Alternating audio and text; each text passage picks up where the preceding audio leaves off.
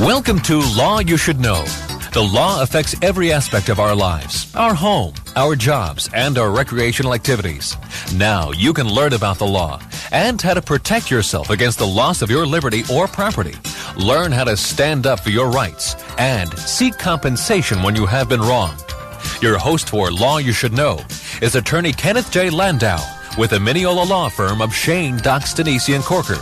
He's a member of the Committee on Professional Ethics of the Bar Association of Nassau County and counsel to the Nassau Academy of Law.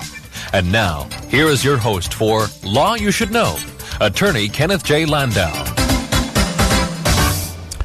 Hi, this is Ken Landau, and welcome to Law You Should Know. Today we're continuing our program on Pet and Animal Law Update. This program can be used by attorneys for CLE credit by recording the code at the end of the program and upon payment of any administrative fees to the Nassau Academy of Law. And you can contact the Nassau Academy of Law for more information at 516-747-4464 or over the internet at nassaubar.org. We have a panel of animal law attorneys, starting with Eleanor Mulbegot. She's an attorney in private practice in East Williston. She also is counsel to the North Shore Animal League and many other organizations and is involved with dog, pet, and animal legislation, and she writes a very popular column for the North Shore Animal League. We're also featured to have Karen Copeland. She's an attorney involved in pet and landlord and tenant issues involving pets, and she has offices in Manhattan. We also have with us Michelle Olson. She is with the law office of Anthony Capitola. She's involved in animal rights issues, and especially when they're also intertwined with divorce and matrimonial law. And finally, we have Marilyn Genoa. She's a village justice. She's involved with the Animal Rights Committee and also ADR dispute resolution, which you'll hear more about in a moment. And welcome back to Law You Should Know. And if anyone missed any portion of this program or last week's program, you can find it by searching WHPC on iTunes. Marilyn, I know you're very involved with ADR, so just tell us about how mediation can sometimes be used to resolve disputes and problems involving animals and a variety of legal issues. For people who don't know, ADR is Alternative Dispute Resolution, and it includes mediation. And mediation is a voluntary and informal process to help people resolve conflicts between the participating parties. As a mediator, I serve not as an advocate or an attorney or a judge, but a mediator's sole function is to act as a neutral person to help the parties arrive at a resolution that and the parties could be two parties in a divorce, a dispute between neighbors, a business, or landlord. Two parties who are facing any type of a dispute. When Eleanor was speaking last week about custody issues, that is something that is often faced, and you have people who oftentimes, as she said, are not married, they've purchased an animal, they have a pet that they both love, and they part ways. And then what happens to that beloved pet for both of them? And trying to find a way that they're not at each other's throats, and how do you resolve that between them is something that is often can be resolved through mediation. And the same is true when there are disputes between neighbors about a dog, or perhaps one dog feels the dog is dangerous or making a lot of noise or biting someone or acting vicious.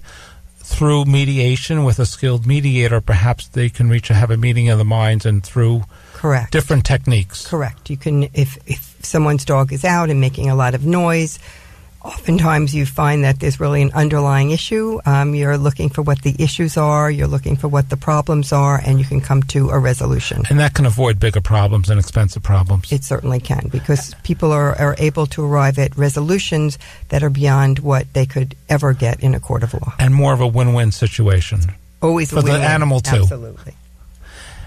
And Eleanor, you were telling us last week about many different important laws pending and recently passed.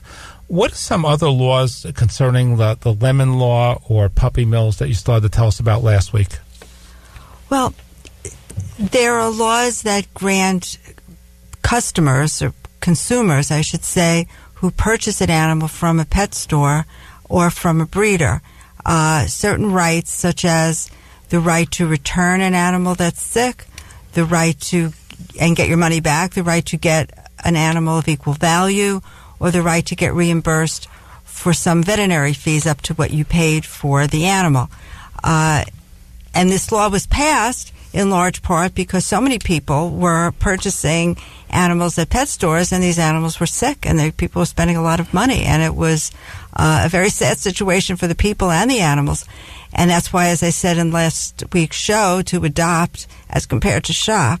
But there are laws that I just mentioned, the Lemon Law, which do give people certain of these rights. And in fact, people can go one step further. The Lemon Law, says that within 14 business days following purchase, if the animal becomes ill and you get certification of unfitness for sale by a veterinarian, that you could avail yourself of one of the remedies I mentioned in getting your money back, veterinary fees, getting another animal. But the Uniform Commercial Code also provides people with certain benefits, and people have sometimes done better because they haven't met the time constraints that are in the pet sale law, and were able to get reimbursed not just for what they paid for the animal, but sometimes for thousands of dollars that they had to pay in veterinary fees, because sometimes these animals actually are quite ill. And I just wanted you started to mention it last week, but sometimes there are many rescue organizations and shelters out there. What are some of the services those shelters provide to help match a family or a person with the right type of dog? Well, many shelters have adoption agreements, and they interview people. And so they get to know the person and the person's family environment, and that enables them to match an animal with that person. So, for example, if a person has another animal at home, for example, a dog that may like or not like cats, or a person is away all day and maybe a puppy then is not suitable for that person. So they try to find out if the person is a couch potato or likes to do a lot of exercise, what other animals are in the home, are there small children in the home, to get an idea of what's going to work best for them so that they could match an animal that's going to be able to have a forever home, because that's the goal of rescue groups and that's the goal of shelters, as compared to pet stores who take your money and they sell you the animal. So it's more of a matchmaking service. It is. And also some shelters have like a foster program, so it's like a trial arrangement and to see if it works for the dog and for the family or the individual. Well, usually the foster care arrangement is not as much that. Usually the foster care arrangement is for underage animals that can't be placed yet for adoption, or animals that may have some health issue that they need extra care, or animals that will do better in a home environment and not in a shelter before being placed for adoption. So it's less a trial basis and more for those other reasons. Okay, and I just want to move along. Karen, you had mentioned that, tenants have important rights and many people have important rights to companion or service animals. So just what are some of the prerequisites that people need to know to justify the need on their own self, to justify the need for an animal, and whether the animal has to be certified in any way, and how they can protect their rights and assert their rights should they need to? Well, there's no law anywhere that the dog has to be, or any animal has to be, quote-unquote, certified, but people like to think that they can prove that that's the case. One way is to ask your municipality to register the dog as a service dog. Oftentimes, even if it's an emotional support animal, it may not be, quote-unquote, certifiable as a service dog, or it might not be considered a service dog in some contexts, but in fact the person still has a right to have an emotional support animal, even though it's not proved to do anything other than be a dog. And what about the owner's perspective? Do they have to document their need for support or service animal, and how can they prove it before, and also if there's litigation? Well, usually the process would start where the tenant would get a letter or an evaluation from a treating medical professional. That could either be an actual physician, or their psychiatrist, or a psychologist, or a certified social worker, usually even a school psychiatric worker. I've never heard anyone get a letter from a registered nurse, but I suppose that's theoretically possible, or a physician assistant. Usually it has to be an MD or a PhD or someone who's licensed to provide a diagnosis. And then that person has to provide the diagnosis and say that there's some connection between the condition and the keeping of the pet. And it's important that tenants be, regardless of what the lease might say, that they timely and properly and aggressively assert their defense so that they don't lose their housing and the dog doesn't lose, or the animal doesn't lose the housing either. Well, actually, one can request the reasonable accommodation at any point. They can request the reasonable accommodation before the animal's in the apartment. They can request it years after litigation has begun. There's really no deadline as to when they can be asked. I would say housing providers generally prefer to be asked in advance. Usually that ends up in the housing provider asking for a lot of strings attached before they'll give permission, or it takes them quite a while to come up with a decision. And can a landlord ask for insurance or charge more rent? The landlord can, well, if it's a rent-stabilized apartment or rent-regulated, they certainly cannot ask for more rent. If it's a case where, the person has a year-to-year lease and the landlord can ask whatever they want, then they could ask for additional rents. But for usually, they're not. Well, okay, we're going to go ahead, Marilyn.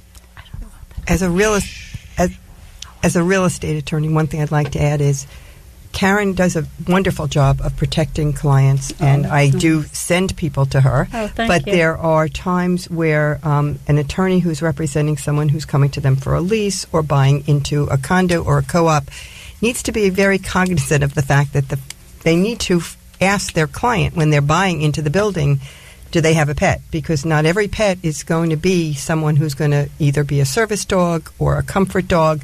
And if they just have a dog or a cat or another type of pet and they're buying into a co-op or a condo that has a law or a rule that says no pets, it's going to be a big awakening for them if their attorney has not gone through all of the bylaws and the offering plans and the governing documents. And they also may have restrictions as to the weight or size Absolutely. of the animal, and perhaps also the breed. And I've had clients come to me and say, "What do I do?"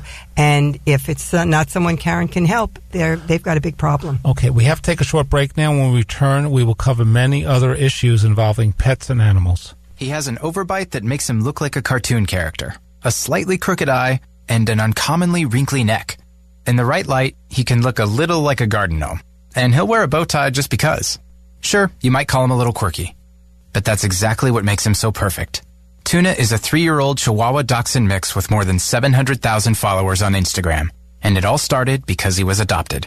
You can't buy a best friend like Tuna, but you can adopt one.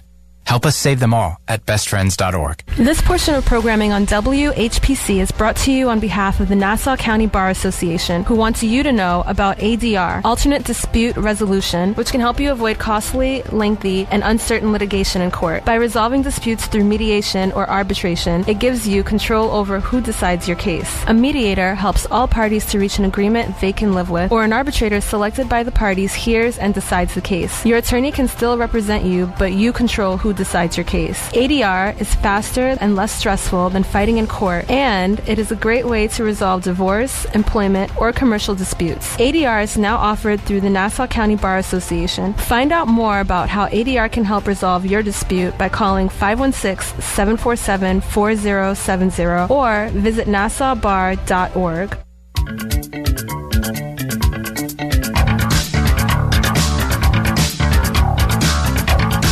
Once again, we continue with Law You Should Know. From the Mineola Law Firm of Shane, Dox, Denise, Corker, and Sauer, here is attorney Kenneth J. Landau. Welcome back. This is Ken Landau, and this is the final segment of our 2-part program on pet and animal law update. Most attorneys can qualify for CLE by recording the code at the end of the program through the National Academy of Law. Contact them for more info at 516-747-4464 or at nassaubar.org. We have a panel of expert animal